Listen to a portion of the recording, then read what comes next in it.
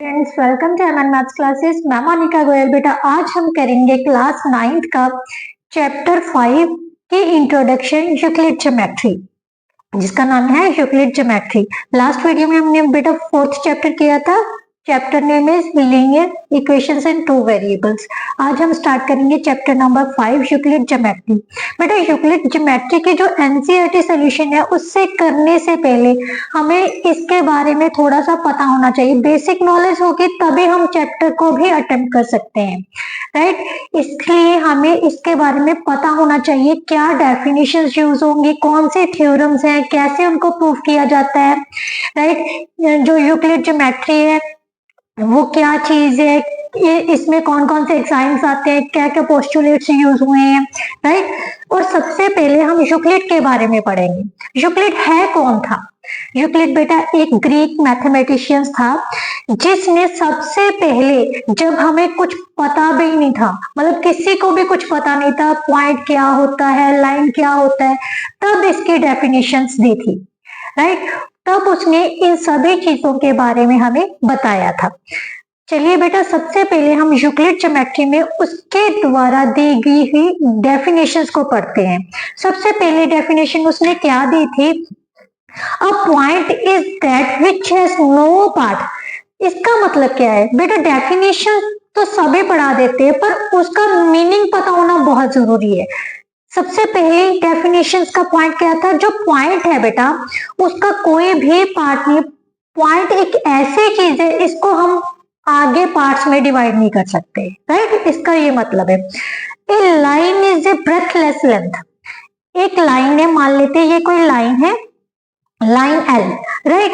तो इसकी जो है सिर्फ लेंथ ही लेंथ होगी। मीन्स हम 6 सेंटीमीटर लेंथ बोल सकते हैं, 6 मीटर लेंथ बोल सकते हैं। इसकी कोई भी ब्रेथ नहीं होती। A line is breathless length, ये उस यूक्लिड ने बताया था, राइट। जो हमारे मैथमेटिशियंस थे यूक्लिड बाबा, उन्होंने यही बताया था, राइट, कि जो लाइन है वो उसकी कोई ब्रेथ नहीं होती, जस्ट लेंथ होती है। उसको कितना भी एक्सटेंड किया जा सकता है, right. The ends of lines are points. जो लाइन है वो बेटा पॉइंट से, जो उसका स्टार्टिंग और एंड है वो पॉइंट पर ही होता है।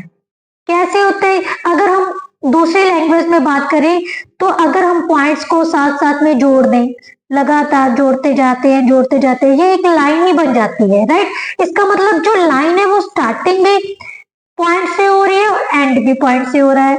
यही इसके थर्ड पॉइंट है, राइट। जो एंड्स ऑफ लाइंस है वो क्या होंगे? इसके पॉइंट। फोर्थ पॉइंट क्या है? A straight line is a line which lies evenly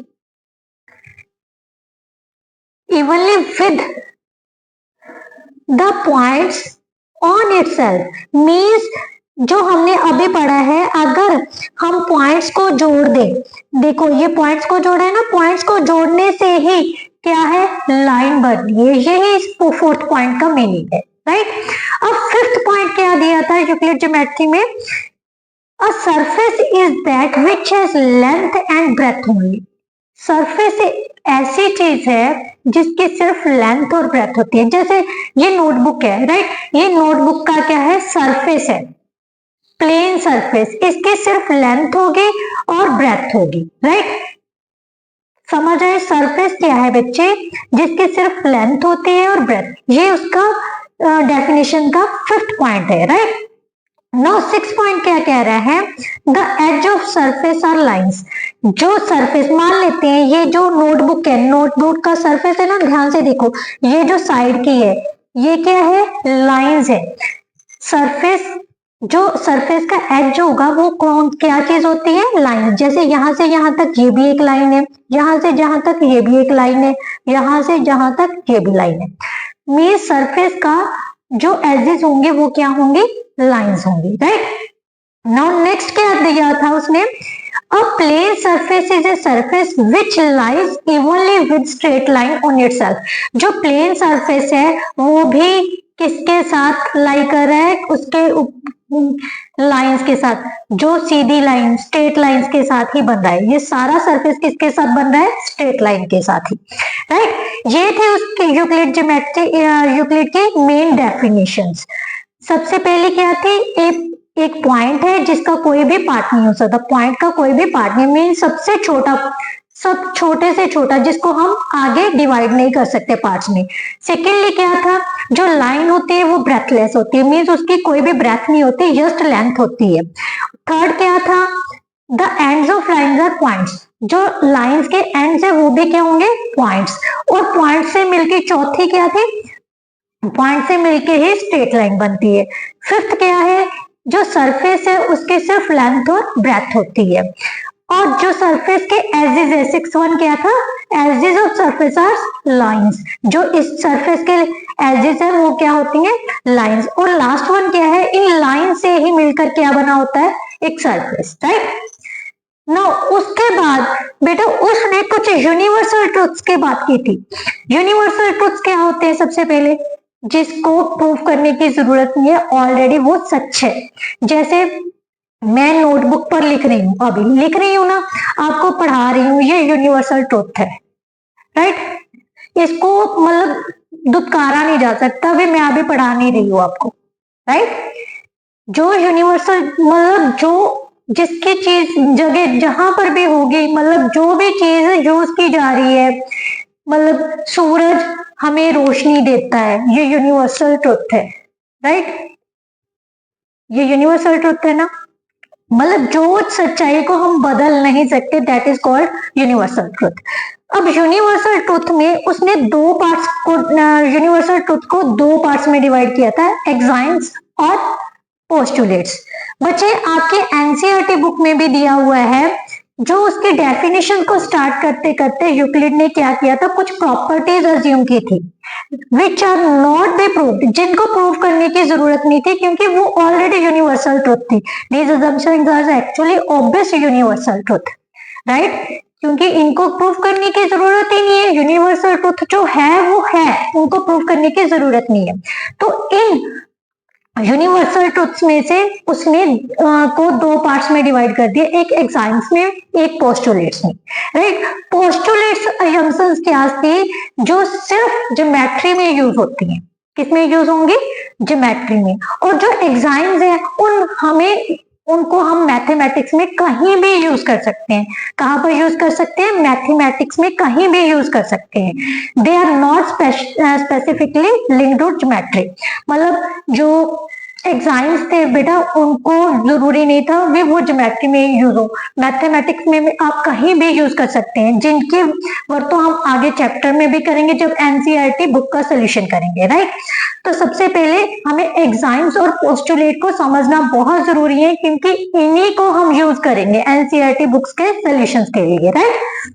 चलिए बेटा सबसे पहले एग्जाम्स की बात करते हैं।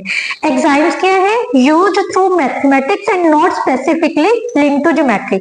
एग्जाम्स ऐसे थे जो है तो यूनिवर्सल ट्रुथ ही थे, पर इनकी वर्थ तो जो है, जो हम इनको यूज कर सकते थे थ्रू आउट मैथमेटिक्स यूज कर सकते हैं, सिर्फ ज्योमेट्री में ही नहीं सभी जगह पर यूज कर सकते हैं। और पोस्टुलेट क्या थे, जो सिर्फ ज्योमेट्री में यूज होंगे, राइट। चलो सबसे पहले अब हम यूक्लिड के द्वारा दिए गए एग्जाम्स पढ़ते हैं। सबसे पहले एग्जाम क्या है बेटा, इन एग्जाम्स को आपको नंबर्स के अकॉर्डिंगली याद करना पड़ेगा, जैसे एग्जाम 1, एग्जाम 2, एग्जाम 3, एग्जाम 4, क्योंकि क्वेश्चन आपको ऐसा पूछा जाएगा, मतलब आपने कोई प्रूव करने के लिए बोला जाएगा, तब जब हम लिखते हैं ना तो ऐसे लिखेंगे, using Euclid's exam 1, using Euclid exam 2, मतलब ऐसे करके हम उस चीज को प्रूव कर सकेंगे, राइट। तो सबसे पहला एग्जाम क्या दिया हुआ है, things which are equal to same thing are equal to one another. इसका मतलब क्या है, ऐसी चीजें जो किसी चीज के इक्वल है, मान लेते हैं ए किसके इक्वल है, बी के, राइट, सी भी किसके इक्वल है, बी के, तो इसके हम क्या मतलब रिजल्ट निकालते हैं, ए जो है वो सी के इक्वल है, राइट। यही उसने फर्स्ट एग्जाम दिया हुआ है, things which are equal to same thing are equal to one another. ऐसी चीजें जो किसी सेम चीज के इक्वल है तो वो आपस में भी क्या होंगी, इक्वल। हम रिजल्ट यूज करते आ रहे हैं ना अभी तक, जो आपने लोअर क्लासेस में पढ़ा है, अगर एक चीज किसी चीज के जैसे लेफ्ट तीन साइड्स प्रूव करनी है हमने, a is equal to b is equal to, अगर a b के इक्वल आ जाए और b c के इक्वल आ जाए तो we can say that a is equal to c, right. यही पोस्टुलेट जो एग्जाम है वो यूक्लिड का फर्स्ट एग्जाम है, ये आपने याद रखना है। यूक्लिड का फर्स्ट एग्जाम क्या कहता है, अगर कोई चीज किसी चीज के इक्वल है और दूसरी वाली भी उसी चीज के इक्वल है तो वो दोनों चीजें आपस में क्या होंगी, equal, right. Now second axiom क्या है, if equals are added to equals then wholes are equal. Means अगर दो चीजों में जो आपस में इक्वल है उसमें कुछ ऐड कर दिया जाए, दोनों में ऐड कर दिया जाए तो जो होल्स आएंगे वो भी इक्वल होंगे। मान लेते हैं हमारे पास क्या है बेटा, 3 इज इक्वल टू 3 है, राइट। नंबर्स ले लेते हैं हम, अगर दोनों तरफ 3 में हम 2 ऐड कर दे तो 5 इज इक्वल टू 5 आ जाएगा, राइट। यही इसका सेकंड एग्जाम है। और भी ले लेते हैं, जैसे a is equal to b है, राइट। अगर हम दोनों साइड c ऐड कर दें, सेम नंबर ऐड कर दें तो ये जो रिजल्ट आएगा ये भी आपस में क्या होगा, equal, right. If equals are added to equals, एक मतलब अगर इक्वल्स मीन्स सी पार्ट दोनों में, दो इक्वल्स में ऐड कर दिया जाए तो जो रिजल्ट है वो भी क्या होगा, इक्वल, होल्स आर इक्वल। जो कंप्लीट आ रहा है, रिजल्ट आ रहा है वो भी आपस में क्या होगा, equal, right. Now next axiom क्या कह रहा है बेटा, if equals are subtracted from equals, if equals are subtracted from equals the remainder are equal। अगर दो नंबर्स में से, मान लेते हैं यही एग्जांपल ले लेते हैं, दो नंबर्स इक्वल है, 3 इज इक्वल टू 3 है, अगर इन दोनों में से हम 1 माइनस सेम नंबर सब्ट्रैक्ट कर दें तो जो रिजल्ट है वो भी क्या होगा, इक्वल। इसी तरह से अगर a is equal to b है, दोनों में से सेम नंबर सब्ट्रैक्ट कर दे तो जो रिजल्ट आ रहा है वो भी हमारे पास क्या होगा, equal. a minus C is equal to b minus C होगा, राइट। यही थर्ड एग्जाम बोल रहा है यूक्लिड का, राइट। बेटा एग्जाम्स बहुत इजी है बट इनको नंबर वाइज याद करना बहुत जरूरी है। यूक्लिड का फर्स्ट एग्जाम क्या कहता है, सेकंड एग्जाम क्या कहता है, थर्ड एग्जाम क्या कहता है। सबसे पहले तीन जो एग्जाम करवाए हैं वो रिवाइज करते हैं। सबसे पहले एग्जाम में क्या था भाई, अगर दो चीजें आपस में इक्वल है, मान लो कोई दो चीजें सेम चीज के इक्वल है तो वो दोनों चीजें भी आपस में क्या होंगी, इक्वल, राइट। इसी तरह सेकंड वाला क्या कहता है, अगर दो इक्वल पार्ट्स में सेम चीज ऐड कर दी जाए तो वो जो रिजल्ट आ रहा है वो भी आपस में क्या होगा, इक्वल। इसी तरह से थर्ड एग्जाम क्या कहता है, अगर सेम इक्वल्स में से सेम इक्वल चीज माइनस कर दी जाए तो जो रिमाइंडर है वो भी आपस में क्या होगा, equal, right. Next one is exam number 4। बेटा फोर्थ एक्सियम्स में क्या दिया गया है, things which coincide with one another are equal to one another। coincide क्या होता है, जैसे हमारे पास बेटा एक लाइन है, ठीक है, एक ऐसी लाइन जो इसके बिल्कुल ऊपर हो, मीन्स एक दूसरे में बिल्कुल ही ऐसे एडजस्ट हो जाए कि हमें पता ही ना चले यहाँ पर दो लाइंस हैं, उनको हम coincides बोलते हैं। तो ऐसी लाइंस, ऐसी थिंग्स जो बिल्कुल एक दूसरे में एडजस्ट हो जाती हैं, पता नहीं चलता भी इनमें दो हैं या एक हैं, तो वो दोनों चीज़ें आपस में क्या होंगी, इक्वल होगी, राइट। जो नेक्स्ट एक्सियम्स है बेटा, एक्सियम है वो क्या है, the whole is greater than the part. Fifth axiom जो यूक्लिड ने दिया था बेटा वो क्या था भी, पूरे से बड़े में से अगर उसका हिस्सा कंपेयर किया जाए तो बड़ा हमेशा बड़ा ही रहता है। The whole is greater than part. जैसे एक सर्कल है बेटा, सर्कल कोई सर्कुलर चीज ले लेते हैं, जैसे पिज्जा ले लेते हैं, ठीक है, पिज्जा का एक हिस्सा हम ऐसे पार्ट्स कर रहे हैं ना, मान लेते हैं ये इतना पार्ट, ये वाला जो पार्ट है, इस पार्ट को अगर हम कंपेयर करें इस पिज्जा के साथ तो ऑब्वियसली पिज्जा जो है होल जो है उसके पार्ट से हमेशा क्या होगा, बड़ा होगा। ये तो यूनिवर्सल ट्रूथ ही है ना, बट यही यूक्लिड का फिफ्थ एक्सियम था, राइट। नाउ सिक्स्थ एक्सियम, जो सिक्स्थ एक्सियम था वो क्या कह रहा है, things which are double of the same things, things which are double of the same things are equal to one another. इस एक्सियम का मतलब क्या है? मान लेते हैं मेरी एज है जो है मेरी एज मेरी सिस्टर की एज से डबल है, ठीक है, और मेरे ब्रदर की एज भी मेरी सिस्टर की एज से क्या है? डबल। तो हम दोनों भाई बहन की एज क्या होगी? इक्वल होगी ना। जैसे ए जो है वो क्या है? 2x के बराबर है, राइट, और ए जो है वो 2y के इक्वल भी है। ए जो है एक थिंग है जो उस किसी और थिंग के डबल के इक्वल है, और वही चीज किसी और चीज के डबल के इक्वल भी है। तो ये दोनों चीजें भी आपस में क्या होंगी? इक्वल। ये जो डबल है ना, दोनों उस चीज के डबल के इक्वल है ना, तो इसका मतलब ये दोनों चीजें आपस में क्या होंगी? इक्वल। मीन्स हम दोनों भाई बहन की एज क्या होगी? इक्वल। तो हम दोनों क्या हो जाएंगे? Equal equal, right. यही उसका 6th एक्सियम था, राइट।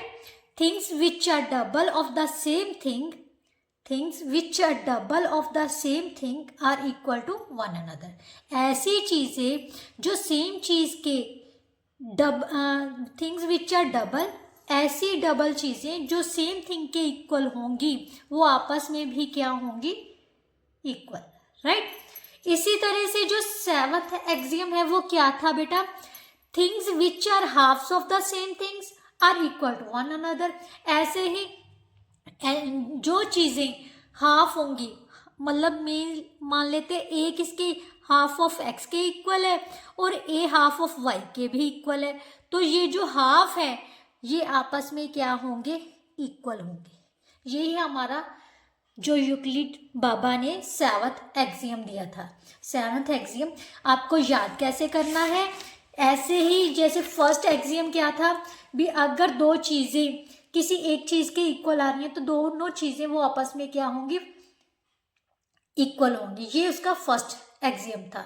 सेकंड एक्सियम के अकॉर्डिंगली क्या कहते हैं? अगर दोनों इक्वल चीज में इक्वल कुछ ऐड कर दिया जाए तो जो रिजल्ट आएगा वो भी आपस में क्या होगा? इक्वल होगा। इसी तरह से थर्ड क्या था? अगर दोनों इक्वल पार्ट्स में से, इक्वल चीज़ों में से सेम पार्ट सब्ट्रैक्ट कर दिया जाए तो वो क्या होगा? रिजल्ट जो रिमाइंडर होगा वो भी इक्वल होगा। फोर्थ एक्साइम क्या कहता था? अगर जो चीज़ें कोइंसाइड्स होती हैं वो आपस में क्या होती हैं? इक्वल होती हैं। फिफ्थ एक्साइम क्या है? जो होल है वो अपने पार्ट से हमेशा क्या होता है? बड़ा होता है। 6 क्या है? जो डबल थिंग्स किसी चीज़ के इक्वल होंगी वो आपस में भी क्या होंगी? इक्वल। इसी तरह जो हाफ्स होते हैं अगर सेम चीज़ के इक्वल है तो दोनों हाफ्स भी क्या होंगे? आपस में इक्वल होंगे। ये 7th एक्साइम था। अब क्वेश्चंस कैसे पूछे जा सकते हैं अब हम वो करेंगे। मान लेते हैं बेटा हमें क्या दिया हुआ है, जैसे दो पर्सन्स है, एग्जाम्पल कैसे आ सकते हैं, क्वेश्चन आपको कैसे पूछे जा सकते हैं। जैसे ए एंड बी जो है उन दोनों की सेम एज है, having same age, right, and b and c also having same age. तो क्या इस एग्जाम में इस क्वेश्चन में यूक्लिड का कौन सा एग्जाम यूज हो रहा है? ये क्वेश्चन पूछा जा सकता है। ध्यान से देखिए, ए और बी की जो एज है मान लेते हैं वो एक्स के इक्वल है, ठीक है। बी और सी की एज भी, क्योंकि बी की ऑलरेडी एक्स मानी है तो ये भी एक्स है। तो इस रिजल्ट से हमारे पास क्या आ गया? ए इज इक्वल टू सी। अगर दो पार्ट्स, हमने ये कौन सा एग्जाम पढ़ा है? ये फर्स्ट एग्जाम था ना भी। अगर ए बी के इक्वल है, सी बी के इक्वल है तो दोनों आपस में क्या होंगे? Equal. Things which are equal to the same thing, ऐसी चीजें जो सेम थिंग के इक्वल होंगी वो आपस में भी क्या होंगी? Equal, right. तो यहां पर आपने आंसर क्या लिखना है? We using axiom 1 of Euclid here, right. और कैसे क्वेश्चंस आ सकते हैं आपके पास? जैसे हमारे पास दिया होगा if x plus y is equal to 10 है, right, then x plus y plus z is equal to 10 plus z। ठीक है, ये कौन सा एग्जाम यूज किया गया, इसमें भी ध्यान से देखो, दोनों में हमने कौन सा पार्ट ऐड किया है, सेम पार्ट z ऐड किया है, राइट, ऐड किया है। ऐड वाला कौन सा एग्जाम था, एग्जाम नंबर 3, राइट। यूक्लिड का कौन सा एग्जाम यूज हुआ है यहाँ पर, एग्जाम नंबर 3। तो ऐसे इस तरह के क्वेश्चंस आपसे पूछे जा सकते हैं exam based, right. Now next जो है बेटा, इसमें बात करेंगे हम पोस्टुलेट्स की। पोस्टुलेट्स क्या है, पोस्टुलेट्स जो है जो स्पेसिफिकली किस में यूज होते हैं, सिर्फ ज्योमेट्री में यूज होंगे। एग्जाम्स ऐसे यूनिवर्सल ट्रूथ थे जो हम मैथमेटिक्स में ऑल ओवर कहीं भी यूज कर सकते हैं, मैथमेटिक्स सारे मैथमेटिक्स में यूज कर सकते हैं, बट जो पोस्टुलेट है वो हम सिर्फ ज्योमेट्री में ही यूज करेंगे। कैसे, फर्स्ट पोस्टुलेट क्या है यूक्लिड का, a straight line may be drawn from any point two any other point. इसको बेटा हम कैसे समझते हैं, मान लेते हैं यहां पर कोई एक पॉइंट है, यहां पर एक पॉइंट है, तो इन दोनों पॉइंट में से सिर्फ एक ही लाइन ड्रॉ की जा सकती है। स्ट्रेट लाइन, कोई भी लाइन जो है किसी भी एक पॉइंट से दूसरे पॉइंट के बीच में लाइन ड्रॉ की जा सकती है। इस पोस्टुलेट के बेटा एक एग्जाम भी है, एग्जाम क्या है, गिवन टू डिस्टिंक्ट पॉइंट्स, दो पॉइंट्स गिवन है, there is unique line that passes through them. तो एग्जाम्स ये कहता है कि अगर इन दोनों में से, दोनों पॉइंट्स में से पोस्टुलेट तो ये बोल दिया भी एक पॉइंट से दूसरे पॉइंट्स में हम लाइन ड्रॉ कर सकते हैं, बट एग्जाम ये कहता है कि सिर्फ वही लाइन ही ड्रॉ की जा सकती है, दो डिस्ट्रिक्ट पॉइंट्स में से सिर्फ वही यूनिक लाइन ही ड्रॉ की जा सकती है, कोई और लाइन नहीं ड्रॉ की जा सकती, राइट। नाउ सेकंड पोस्टुलेट क्या कहता है, a terminator line can be produced indefinitely. Terminated line क्या होती है, जिसे हम के अपनी भाषा में लाइन सेगमेंट बोलते हैं। ये हमारे पास एक लाइन सेगमेंट है, राइट। अगर हम देखें तो इस लाइन सेगमेंट को अगर इनडेफिनेटली आगे तक एक्सटेंड कर दें तो ये क्या बन जाती है, line. A terminated line can be produced indefinitely, right. Terminated line Euclid की भाषा में है, और अपनी भाषा में जब हम इसे बोलते हैं ज्योमेट्री में क्या बोलते हैं, लाइन सेगमेंट। कुछ जैसे 6 मीटर की लाइन है, ये हमारी लाइन सेगमेंट है, यहां से लेके यहां तक लाइन सेगमेंट है। अब अगर इसको एक्सटेंड कर दिया तो ये क्या इसको इनडेफिनेटली एक्सटेंड कर दिया तो ये भी एक लाइन है, क्या है, लाइन है, right, right. Now postulate number 3 क्या कह रहा है, a circle can be drawn with any centre and any radius. कोई भी सर्कल है, जहां पर भी आप सेंटर बना के सर्कल ड्रॉ कर सकते हो, और किसी भी रेडियस का सर्कल हो सकता है। सर्कल का रेडियस 2 सेंटीमीटर भी हो सकता है, 3 सेंटीमीटर भी हो सकता है, मतलब कितना मर्जी, कोई भी सेंटर हो सकता है, कोई भी उसका रेडियस हो सकता है। ये उसका पोस्टुलेट नंबर 3 है, राइट। अब फोर्थ पोस्टुलेट क्या कहता है, all right angles are equal to one another. जितने भी राइट एंगल्स है, मीन्स जितने भी 90 डिग्री के एंगल्स होंगे वो आपस में क्या होंगे, इक्वल, राइट। राइट बेटा, समझ आ गया ना। भी फोर्थ पोस्टुलेट क्या कहता है, सारे राइट एंगल जो है आपस में इक्वल होते हैं, ऑब्वियसली 90 डिग्री है तो इक्वल होंगे ही होंगे, राइट। अब जो फिफ्थ पोस्टुलेट है, जो ज्यादातर बच्चे डर ही जाते हैं, इसको पढ़ के भी हमें तो कुछ पल्ले ही नहीं पड़ रहा है, बट बहुत ईजी है। ये थोड़ा सा टफ लैंग्वेज में दे दिया, बट है बहुत ईजी। कैसे, क्या कह रहा है, समझते हैं, डरो मत। If a straight line following on 2 straight lines makes the interior angles on the same side of it taken together, दोनों इंटीरियर एंगल्स सेम साइड के एक साथ लिए जाएं, less than 2 right angles. 2 right angles means 180 से less है, then the two straight lines, if produced indefinitely, meet on that side on which the sum of angle is less than two right angles. चलिए समझते हैं इसे हम एक diagram की मदद से। कैसे बेटा, ध्यान से देखो, हमारे पास क्या है, उसने क्या दिया हुआ है, दो स्ट्रेट लाइंस है, कोई भी दो स्ट्रेट लाइन ले लेते हैं, ठीक है, ये रहने दो, आप ये ले लेते हैं,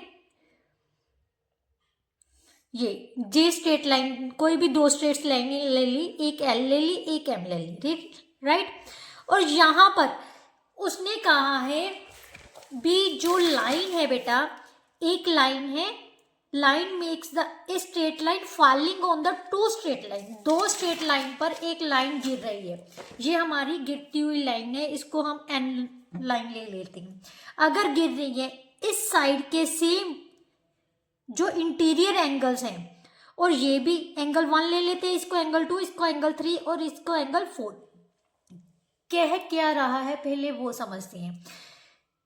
जिस साइड पर इंटीरियर एंगल्स का सम मीन्स एंगल 1 + 2 एंगल 3 + 4, राइट, जिस साइड पर एंगल्स का सम 180 से कम होगा, राइट, उस साइड पर ये दोनों लाइंस जो है किसी ना किसी पॉइंट पर मीट कर जाएंगी, राइट। अगर, क्योंकि ध्यान से देखो, ये दोनों एंगल्स का सम जो है 180 से लेस ले लेते हैं, तो अगर ये दोनों 180 से लेस है तो ये दोनों लाइंस कहीं ना कहीं जाकर इस साइड में मीट कर जाएंगी किसी ना किसी पॉइंट पर, राइट। अब हम अपनी लैंग्वेज में समझते हैं, ये तो जो उसने पोस्टुलेट दिया था उसकी लैंग्वेज थी ना। अब हम देखते हैं, कोई दो लाइंस है, ये इसकी क्या होती है, ट्रांसवर्सल, ट्रांसवर्सल के ये सारे क्या होते हैं, interior angles, right.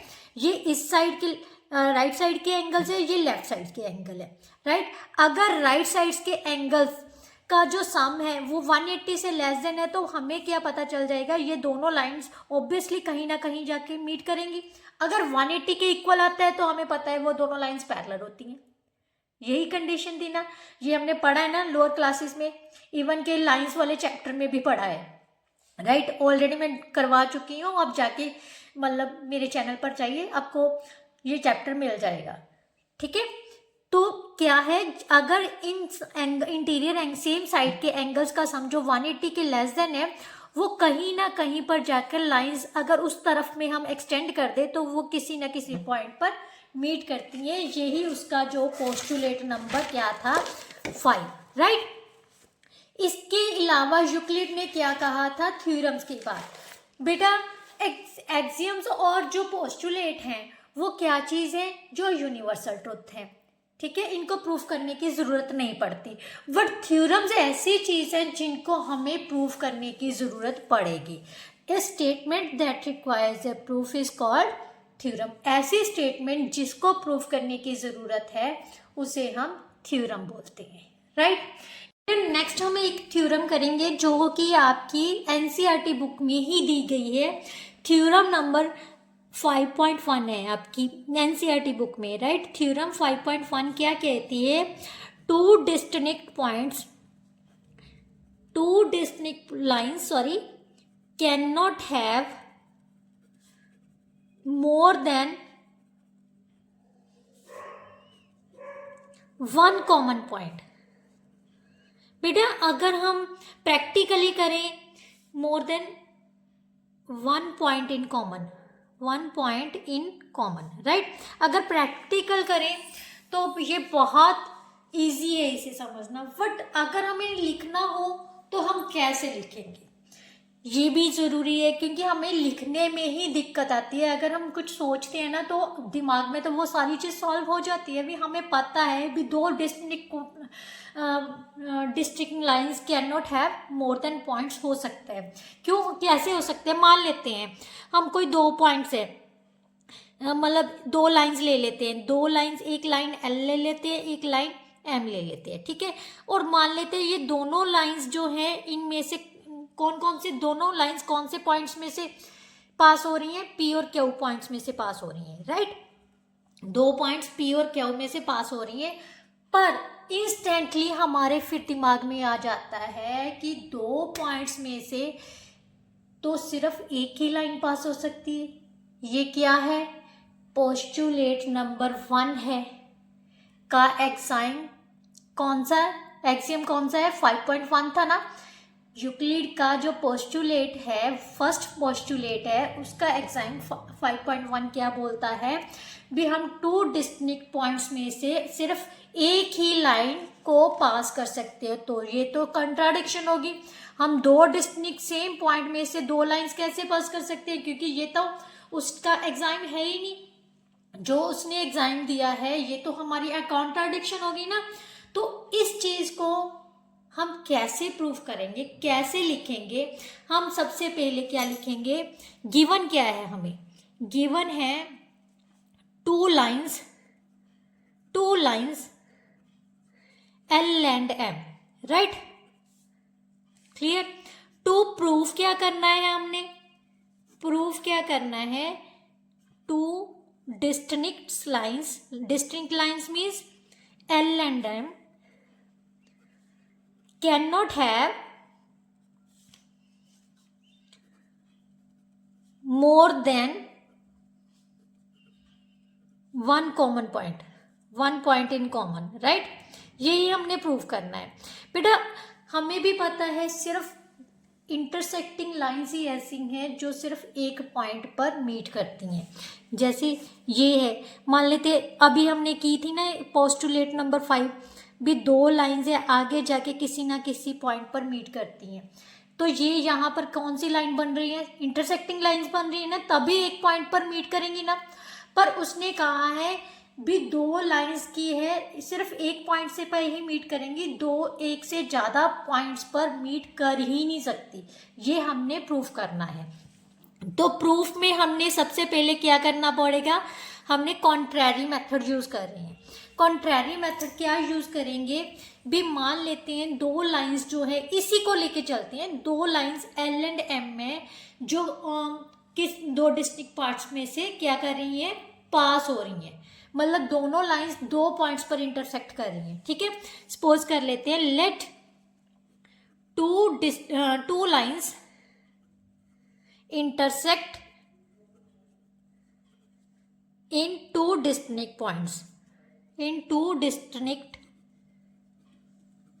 points, P and Q, राइट? 2 पॉइंट्स पर इंटरसेक्ट कर रही है। पर हमारा एग्जाम क्या है? इसका मतलब दोनों का कॉमन पॉइंट्स क्या होंगे? P and Q होंगे। वट हमारी अजम्पशन क्या थी? यूक्लिड अजम्पशन क्या करती थी? What according to Euclid postulate 1 axiom number 5.1 to only one line can pass through 2 distinct points,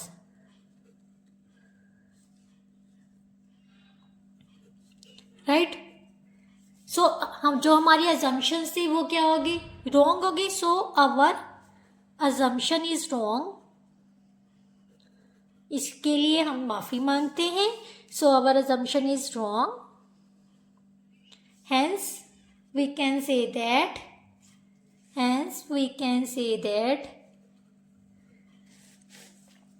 2 distinct lines cannot have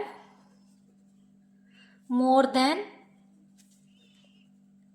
1 point in common, right? यही हमने prove करना था। जस्ट सिर्फ अजम्पशन लिखी है और कुछ नहीं लिखा। कौन सी अजम्पशन लिखी है? जो यूक्लिड ने दी थी हमारे पास। ठीक है, यूक्लिड का पोस्टुलेट था, जो यूनिवर्सल ऑर्डिनरी यूनिवर्सल ट्रूथ है। ठीक है, तो वही हमने इसकी जो प्रूफ में लिख दिया तो जो हमारी अजम्पशन थी वो क्या होगी, रॉन्ग होगी। दैट इज ये कॉन्ट्राडिक्शन हो रही है ना, क्योंकि हम यूक्लिड की जो अजम्पशन है उसको रॉन्ग कह रहे हैं, बट ये तो हो ही नहीं रहा। तो इसका मतलब ये क्या होगी, two distinct lines can not have more than one point in common, right. इसके साथ जो बेटा आपका 5th चैप्टर यूक्लिड ज्योमेट्री है उसकी जितनी भी बेसिक नॉलेज थी मैंने इस इंट्रोडक्शन वीडियो में आपको करवा दी है। फिर भी कोई ऐसा कंसेप्ट है जो आपको एग्जाम में जब पोस्टुलेट है नहीं समझ आया तो प्लीज़ कमेंट बॉक्स में कमेंट करके मेंशन कीजिए, मैं वो अलग से एक शॉर्ट बना के उसको आपको क्लियर करवाऊंगी, राइट। आई होप सो आपको समझ आई है। वीडियो अच्छी लगी हो तो प्लीज़ वीडियो को लाइक शेयर एंड कमेंट ज़रूर कीजिए और ज़्यादा से ज़्यादा बच्चों के साथ शेयर कीजिए, चैनल को सब्सक्राइब कर लीजिए और बेल आइकन को प्रेस करना मत भूलिए। नेक्स्ट वीडियो में हम चैप्टर नंबर 7 लेके आएंगे, क्योंकि चैप्टर नंबर 6 मैं ऑलरेडी पोस्ट कर चुकी हूँ। आप मेरे चैनल पर जाकर वीडियोस के सेक्शन में जाइए, वहाँ से आपको मिल जाएगी, right. Thank you so much.